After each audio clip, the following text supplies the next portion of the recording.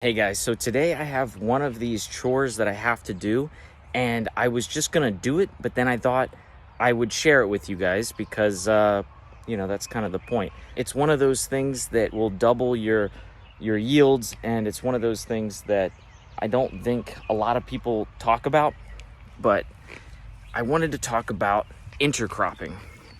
And intercropping is one of the coolest things you can do in a garden or a food forest setting. So what I'm doing here is I have just harvested my broccoli, and what I did was I planted ground cherries and eggplant underneath it. And I've also got some okra sprouting.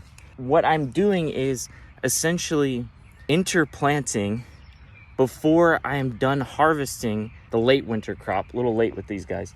I am planting another plant in its place, whether that's through a transplant or seed or something else. Now I'm going to remove all of the broccoli stalks. I'm not going to pull the roots up. I'm just going to cut it at the base and then go feed it to the chickens or the rabbits. Now we can use the same principle in permaculture to essentially double our yields with our fruit trees. The time scale is going to be different.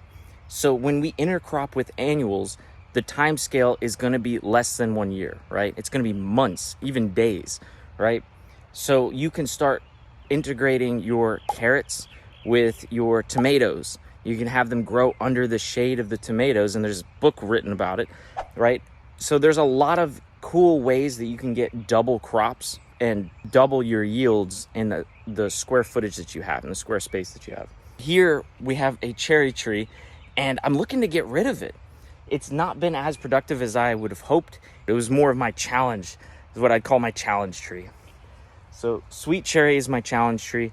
I can grow it, but I'd have to spray it with a lot of nasty chemicals, and I'm not gonna do that. So because of that, I've gotten very few fruits off of it. I can use the trunk to inoculate some shiitake mushrooms. So I can still use this as a food source.